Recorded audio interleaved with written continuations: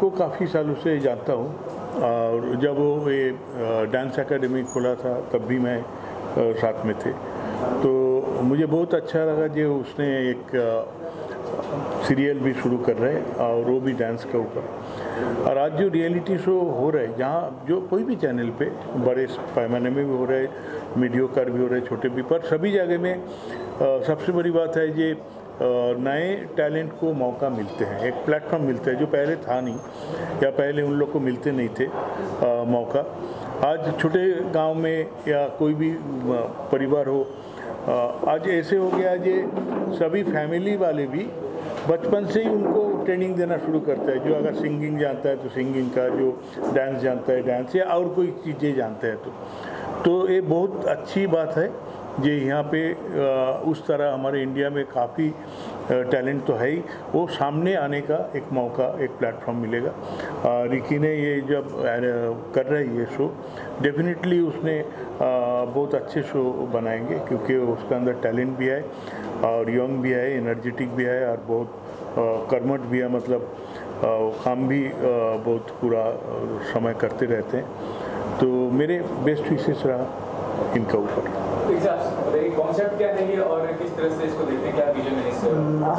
हमारा concept sir, मेरा industry में ऑलरेडी मैंने काफ़ी वर्क किया है। बॉलीवुड इंडस्ट्री में ऑलरेडी मैंने super dancer, DID dance, India dance, dance plus, बहुत सारे बुगी वुगी जैसे रियलिटी शोज़ को मैंने ऑलरेडी देखा है आंखों से।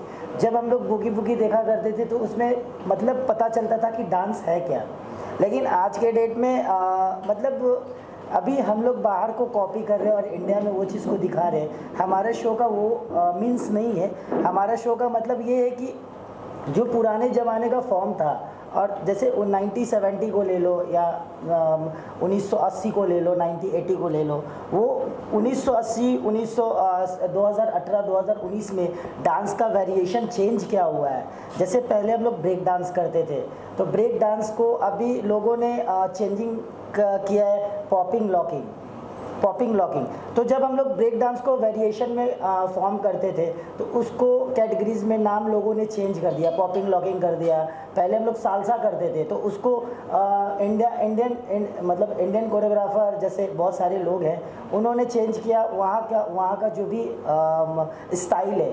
तो वहाँ पे अभी जैसे स्ट्रीट डांस को लोग जैसे रोड हो गया, मतलब कहीं पे भी स्ट्रीट फैशन जहाँ पे भी लोग नाच रहे, जैसे फॉरेन में वेस्ट इंडीज़ हो गया, नाइजीरिया हो गया, ये सब जगह जो डांसेस रोड पे परफॉर्म कर रहे हैं, जैसे हमारे माइकल जैक्सन रोड पे परफॉर्म करते थे, तो वहाँ का वो स्ट्रीट डांस हो गया। लेकिन हमारे इंडिया में वो चीज़ नहीं है। मतलब हमारे इंडिया में क्या है कि उसको लोग बैटल बोलते हैं। और हमारे इंडिया का जो स्ट्रीट डांस है वो हमारे गोविंदा जी को देख के मतलब वर्सल स्टाइल, मतलब हमें हर तरह का स्टाइल जो है ना एक डांसर्स में मुझे चाहिए। हमारे मतलब स्ट्रीट डांस का मतलब यही है। तो अभी तक आपने ऑडिशन किया, कैसा रिस्पांस मिला है? हमारे ऑडिशंस में ऑलरेडी डांसर्स तो मिले हैं, लेकिन हमें जिस तरीके का डांसेस चाहिए अभी तक हमें वैसा मिला नहीं है। जैसे पटना गए, रांची गए, कोलकाता गए। अभी हमारा 17-18 को सूरत में है, VMR फिल्म्स ऑर्गेनाइज कर रही है ऑडिशंस को। तो 17 फरवरी और 18 फरवरी में देखते हैं, अहमदाबाद, सूरत और बड़ौदा सारे जगह से लोग आ रहे हैं बच्चे।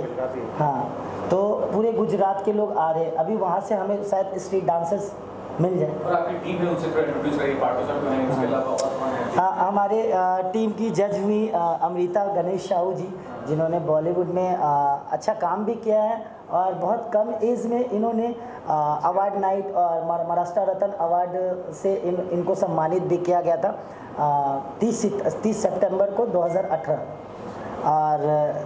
और हमारी छोटी सी जज है, लेकिन ये शो को एआर बॉलीवुड डांस कंपनी की ऑलरेडी ये ऑल इंस्टॉल है और इस प्रोजेक्ट को इन्होंने पुशअप किया और हमारे रंजय सर ने पुशअप किया और हमारे अरुण उर्गेजिया जी ने, जो हमारे शो के होस्ट भी हैं और हमारे फैमिली मेम्बर हैं शो के, और हमारे अजय जी हैं जो नए में न्यू मुलाकात हुई हमारी, जो सूरत में पूरे ऑर्गेनाइजेशन को संभाल रहे हैं। बीमार करना। टीवी जो है उसके बारे में बताइए कि ये जो कॉन्सेप्ट है उस पे टेलीकास्ट होगा, क्या मतलब टेलीकास्ट का मीडियम क्या है, सैटेलाइट चैनल है या? हाँ, अब मैं ये बता रहा हूँ कि सुपरस्टार चैनल हमारा इंडिया में लॉन्च नहीं है अभी। ये 22 फ़रवरी को लॉन्च हो रही है और इंडिया से बाहर 226 कंट्री ऑलरेडी, ये फॉरेन में भी ऑलरेडी फॉरेन में लॉन्च है। इसकी 50 करोड़ व्यूवर्स हैं और ये मतलब 22 तारीख को ये लॉन्च हो जाएगी। ग्लोबल एंटरप्राइजेस कंपनी है, ये चैनल उन्हीं की है जो नर्मिनल पॉइंट में ऑफिस है उनका, और ये शो उसी पे ऑलरेडी 12 एपिसोड है और बाकी ऑडिशंस वगैरह फिनाले वगैरह मिलाकर 19 एपिसोड। मैम आपसे हम चाहूँगा कि पहले तो पर्ची जी बताइए कैसे जुड़े इस कॉन्सेप्ट से और क्या करते हैं इस कॉन्सेप्ट के बारे में। ये कंसेप्ट जब मेरे पास आए थे रिकी सर लेकर, तो मैं पहले कंसेप्ट को एकदम जानना चाहती थी कि क्या है क्या नहीं है, बिकॉज अभी तक तो हम DID और डांस प्लस देख रहे हैं, तो I don't want like that concept. तो मुझे कुछ अलग कंसेप्ट लगा इनका, तो मैंने इनसे कहा कि ठीक है हम एक दिन मीटिंग करते हैं, और फिर मैंने एक दिन इनसे मीटिंग किया। फिर ये कंसेप्ट में मुझे गहराई तक मैं गई, जब एक दिन पूरा सोची तो ये कंसेप्ट मुझे कुछ अलग ही लगा। जैसे कि आज हर एक बच्चा जिनके माता पिता नहीं है वो भी बच्चा डांस कर रहा है, लेकिन उनको मौका नहीं मिल रहा है, उनके सर पे हाथ रखने वाला कोई नहीं है इस दुनिया में। तो मैं चाहती हूँ कि वो बच्चे मेरे इस शो में आए और इस शो को हाई लेवल पे लेके जाए। मैं इनका सपोर्ट कर रही हूँ और एज ए जज पे भी मैं हूँ। मैं चाहती हूँ कि इस शो को पूरी दुनिया देखे और जितना भी हो आप इस शो को सपोर्ट करें, द बिगेस्ट स्ट्रीट डांसर को। और हमारे जितने भी जुड़े हैं सदस्य फैमिली मेम्बर की तरह है सब, और आप भी हमें सपोर्ट कीजिए। Thank you. तो आप क्या आप आर्टिस्ट हैं, कोरियोग्राफर हैं, क्या है? मैं आर्टिस्ट हूँ। सर आपसे जी, मेरा नाम डॉक्टर रंजय कुमार है। जी, मेरा नाम डॉक्टर रंजय कुमार है। बेसिकली आई एम एक्टर और रिकी हमारे पुराने परिचितों में से हैं। ये कॉन्सेप्ट लगभग 1-1.5 साल पहले से इनके मन में चला, इन्होंने मुझसे शेयर किया और उसके बाद काफ़ी सोचने के बाद मैंने भी हामी कर दी और इसको प्रमोट करने का निर्णय लिया शुरुआती तौर पे। वैसे इस प्रोग्राम से मैं एज एंकर भी जुड़ा हुआ रहूँगा आगे भी, और उम्मीद है कि हम लोग अच्छा कर पाएंगे। बस इसी उम्मीदों के साथ हम लोग आगे बढ़ने की कोशिश कर रहे हैं। अभी कुछ जगह ऑडिशंस हुए हैं, लेकिन हमारा प्लान ऑल इंडिया में कई शहरों में करने का है और उसके बाद फिर टेलीकास्ट होगा सुपरस्टार टीवी पे। तो ये सब आने वाले क्षण हैं, देखते हैं कैसा रहता है। अभी मैंने रिसेंटली 2 पिक्चर कंप्लीट किया है, किसमें कितना दम और the trip to bachelor party, जो अप्रैल में रिलीज होने वाली है। जस्ट इनसे मुलाकात हुई थी बॉम्बे, तो सूरत और बड़ौदा, अहमदाबाद, सारा गुजरात का ऑडिशन का मैंने संभाला, जो 17 और 18 फरवरी को स्टार्ट होने वाले हैं। देखते हैं भी कितने बच्चे वहाँ से जुड़ते हैं। काफ़ी क्रेज है सूरत में डांस को लेके। स्ट्रीट डांस बेसिकली अभी हर जगह बहुत फॉर्म में चल रहा है। उसी के लिए हम लगे तैयारी में कि क्या परफॉर्मेंस मिलता है और क्या रिजल्ट मिलता है। तो जैसे भी बढ़ता है, फर्स्ट एपिसोड अपना ऑडिशन होता है 17 का, उसके बाद बड़ौदा, अहमदाबाद, सूरत, वापी, राजकोट, सारा गुजरात कवर करना है। साथ ही और इंडिया में भी इनके साथ रहना है। जो जहाँ ऑडिशन होगा, तो मेरा सारा प्रोडक्शन हाउस है VMR फिल्म्स, वो मैं देख रहा हूँ। देखते हैं अभी क्या रिजल्ट आते हैं। नेक्स्ट प्रेस कॉन्फ्रेंस में क्लियर होगा वो भी। Thank you. 250-300 करीब बच्चे अभी इंटरेस्ट लिए हैं। अभी 3-4 दिन बाकी है और रिजल्ट 16 को कंप्लीट आ जाएगा और 17 को डिटेल मिल जाएगा। कहाँ से लोग वहाँ से आ रहे हैं? नवसारी है, भरूच है, बारडोली है, सूरत है। अभी सूरत को बेस किया है। सूरत के आसपास के 5 से 7 जो लोकल एरिया है वहाँ से आ रहे हैं और कुछ बाहर से भी बच्चे आ रहे हैं। अंकलेश्वर तक के बच्चे अभी इंटरेस्ट दिखा रहे हैं। फिर नेक्स्ट बड़ौदा के लिए रखा है। Thank you. हाँ सर। और हम लोग पहले से साथ में AR Bollywood company, dance company के साथ में तकरीबन 2-3 साल से जुड़ा हुआ हूँ और मैं एज एक्टर हूँ। उन्होंने कहा कि आप इसको एंकरिंग करनी है, तो इसमें कुछ कॉमेडी का तड़का भी लगेगा और अच्छी डांस, फोक डांस है, जो ट्रेडिशनल डांस है, उस तरह के बच्चे जो स्ट्रीट डांसर जिसे बोला जाता है, उनको इसमें मौका मिलेगा। गांव-गांव से, शहरों से जो ट्रेडिशनल डांस होता है, जो पौराणिक डांस होता है, वो किस तरह से फोक डांस में फॉर्मेट होता है, उस तरह का ये फॉर्मेट उन्होंने तैयार किया है उसमें मुझे एंकरिंग करनी है, देखते हैं जितनी अच्छी हो सके उतनी करेगी, जितनी कॉमेडी हो सके उतनी करेगी, लोगों का एंटरटेनमेंट करेगी। सर आपसे सवाल है, इस शोज़ में पटना, रांची, कोलकाता, सूरत, बड़ौदा, अहमदाबाद और हमारे कुछ सर्कल्स जो हैं, हमारे जो बैच के जो भी कोरियोग्राफर्स थे, हमारे फ्रेंड्स, जो कि आर्या डांस एकेडमी है यूएसए में, ये खबर वहाँ तक भी है। और हमारा जो प्रमोशन जो चल रहा है, बैनर्स मतलब ऑलरेडी इलेक्ट्रॉनिक मीडिया मतलब वो वेबसाइट के द्वारा वहाँ तक भी गया हुआ है और वहाँ से भी रिस्पांस हमारा अच्छा है। और उधर से भी लोगों का ऑलरेडी हमारे व्हाट्सएप वीडियो पे जो सर ने बोला था कि वीडियो पे भी ऑडिशंस लेना है, ऑनलाइन ऑडिशंस, वो भी चल रहा है। मैं सर आपने जितने भी शहर बताए वो राजधानी या उप राजधानी है, छोटे छोटे गाँव से अगर संपर्क करना हो, छोटे छोटे हाँ छोटे छोटे गांव से संपर्क करने के लिए ऑलरेडी हमारा वेबसाइट ऑन है, वेबसाइट है और मार्केटिंग टीम है। जैसे पटना शहर में आरा हो गया, बक्सर हो गया और बिहार शरीफ हो गया, छपरा हो गया, सीवान जिला हो गया, रांची में जमशेदपुर हो गया, रांची में रांची के करीब में नवादा, ये सब जो जितने भी छोटे गांव हैं हर जगह ऑलरेडी मतलब हमारे कोरियोग्राफर्स, हमारे जो हमारे अंडरटेकिंग जो भी बच्चे सीख के गए हैं ऑल ओवर इंडिया से, हमारे AR बॉलीवुड डांस एकेडमी में ऑलरेडी हमारी कंपनी से बहुत सारे मतलब ऑल ओवर इंडिया में हमारी 9 ब्रांचेस भी है। कोलकाता में चल रहा है अपना, रांची में है, पटना में है और बॉम्बे में तो है ही। और कुछ ऐसी सिटीज़ हैं जहाँ पे ऑलरेडी, जैसे आजमगढ़ हो गया, आजमगढ़ सिटी में अच्छी एकेडमी नहीं थी, जो हमारी ऑलरेडी एकेडमी वहाँ पे ऑन है। तो हमारे बच्चे लोग भी कोऑपरेट कर रहे हैं ये शो के लिए। इसमें मतलब कितने लोग नए आने वाले हैं इस शो में? मैक्सिमम टू मैक्सिमम अभी जैसे हम लोगों ने जहाँ ऑडिशंस लिया है, तो हमारा मैक्सिमम फॉर्म जो है, फॉर्म हमारा 3000 से ऊपर ऑलरेडी हमारे पास ऑलरेडी फिलअप आ चुका है। 3000 नहीं, हमारा फ़ी नहीं है, ऑडिशन चार्ज नहीं है, फ्री ऑफ कॉस्ट है sir.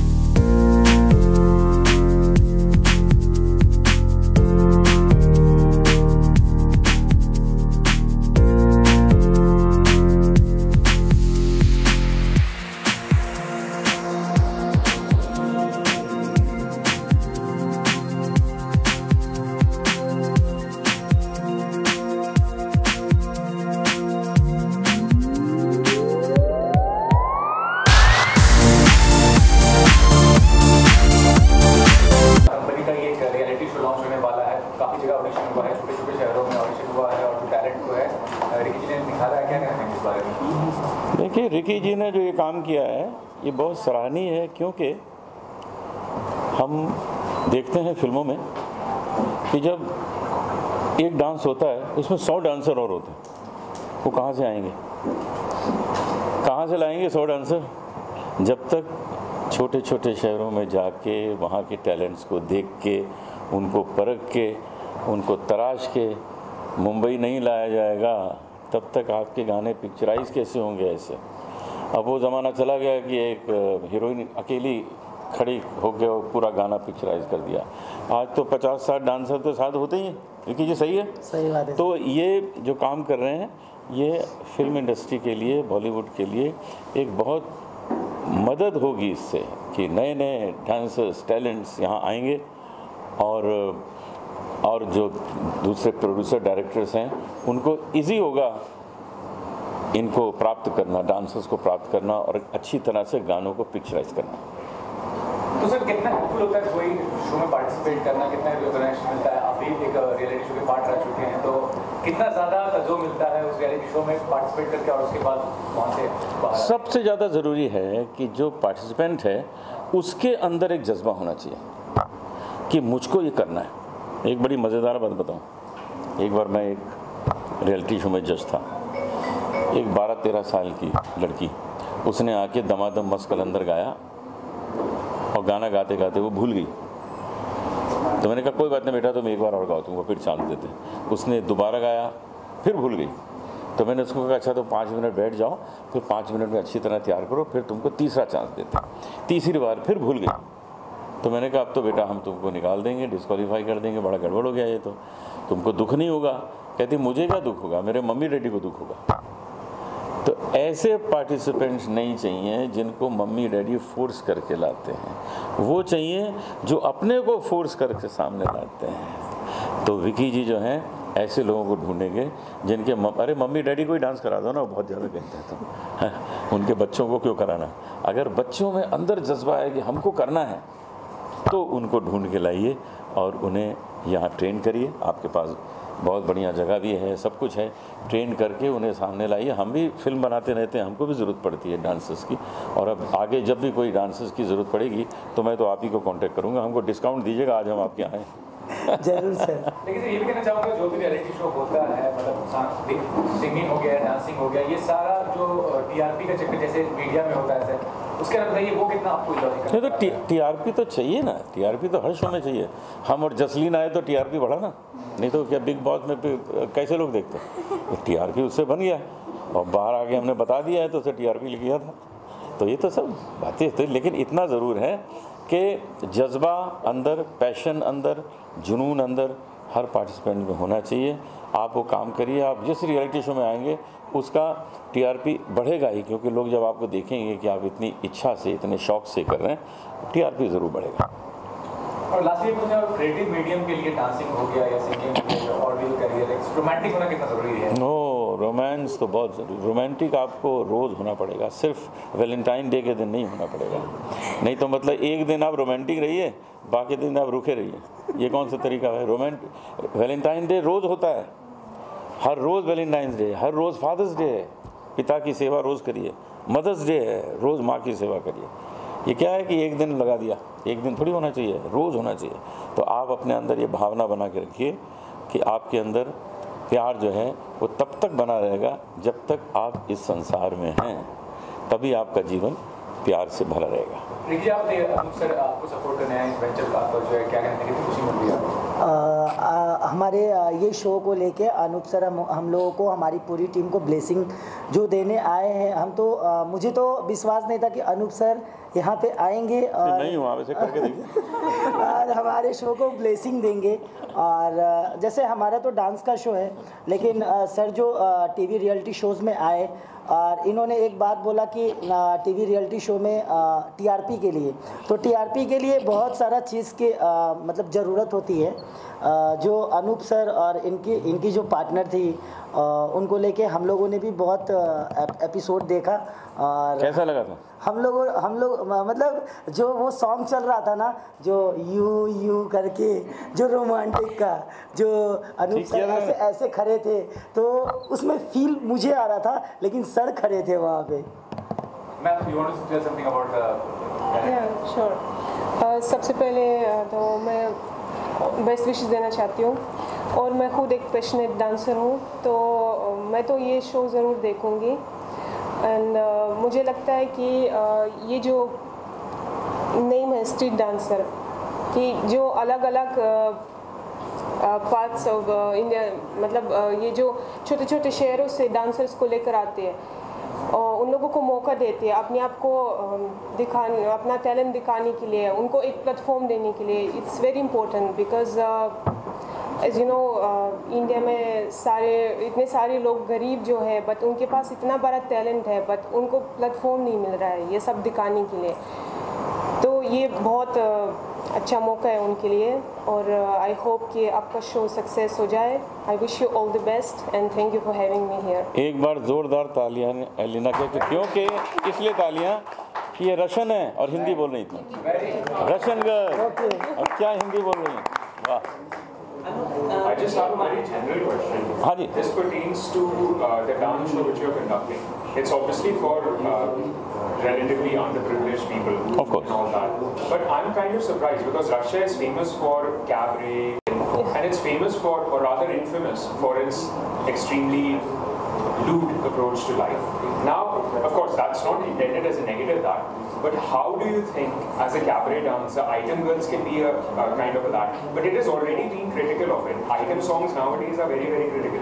Now, ek hota hai, there's a positive dance which you do, in which as Shah Rukh Khan and Kajol, and then there is the item song. Will you concede to doing item songs which are inspired directly from cabaret? आपने एक article पढ़ा होगा which is actually written by Miss Farhana, who is a film critic. She has said that traditional Russian cabaret and New York, where there used to be this particular dance performance called Broadway. That used to be fairly loose. Now, there is already so much criticism for item songs and all that, and the song and dance routine in Indian cinema in general. Will you accept that, you know, item songs and Russian cabaret inspired dance moves can just be wrong, or will you really work on something like Shah Rukh, Kajol and level? They said whenever the item song is there, pause karo, go out, people will have something, and then when they come back, the item song will be over. How far would you say that good dance and bad dance, will you draw a distinction between it? सबसे पहले तो cabaret is not from Russia. It's a very general question for everyone.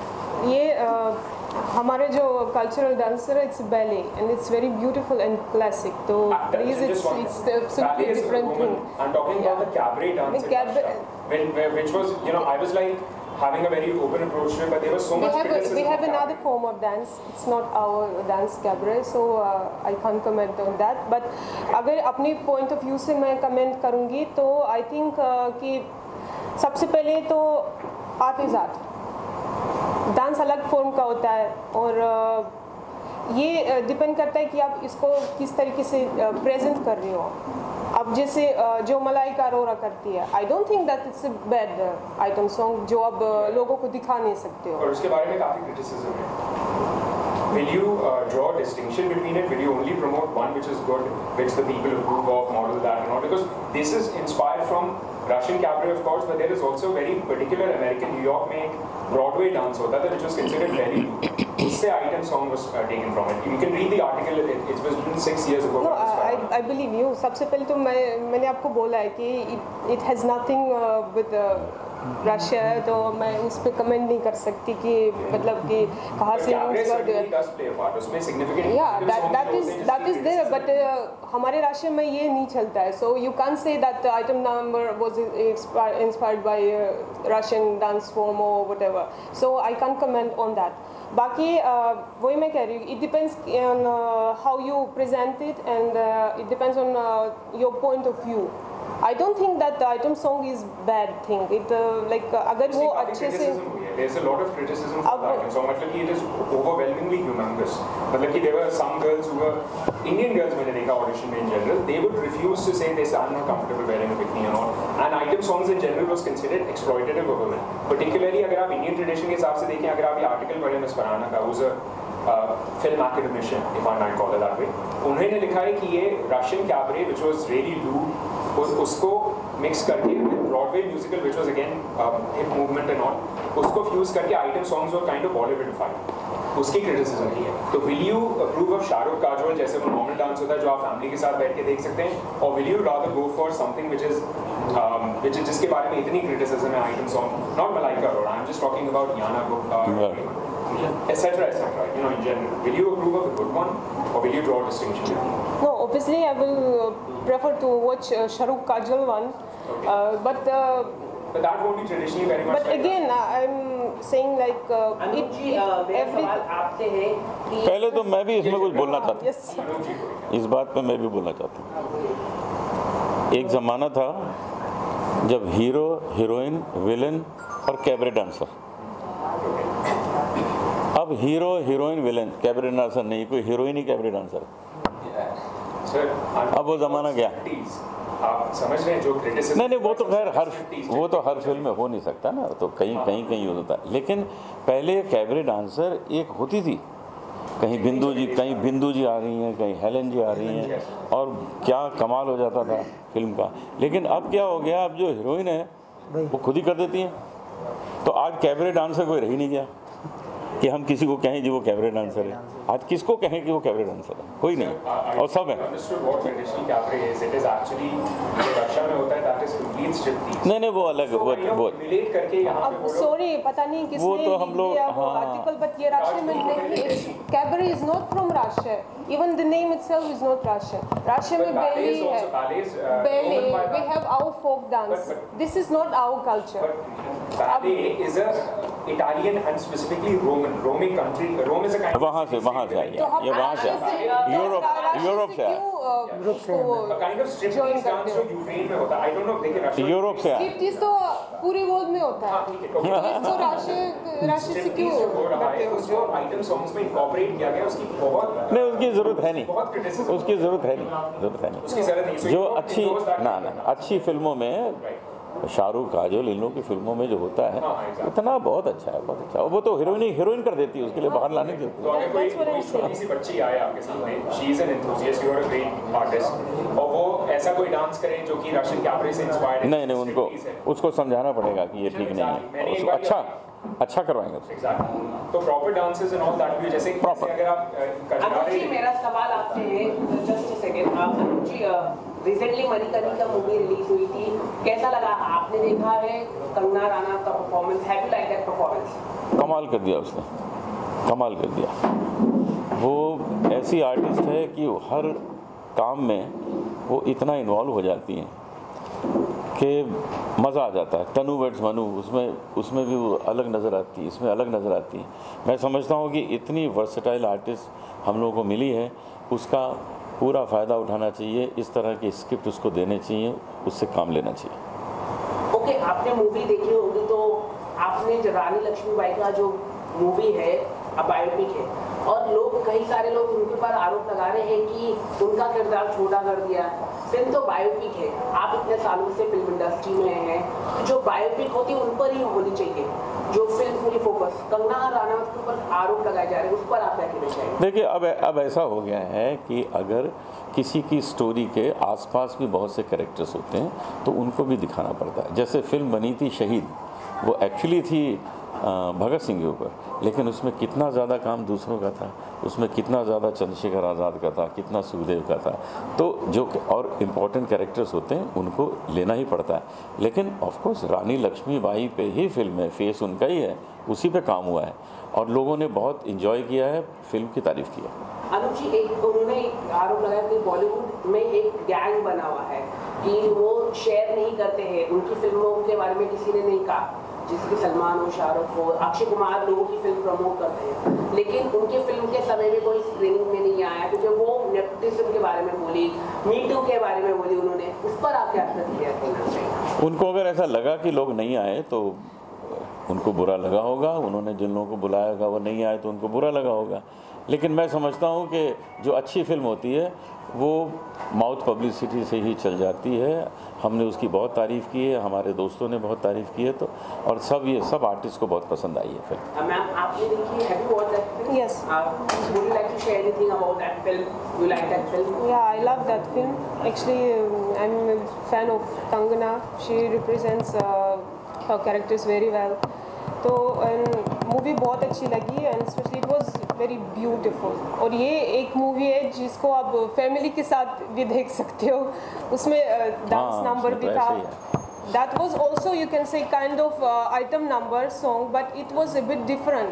वही तो मैं बात कर रही हूँ कि it depends on how you picturize that song. मेरा जो general point था, that was about westernization in Indian culture, which is giving rise to lewd content, sexed up content जिसे हम लोग कहा जा रहे हैं, जिसके खिलाफ बहुत क्रिटिसिज्म है।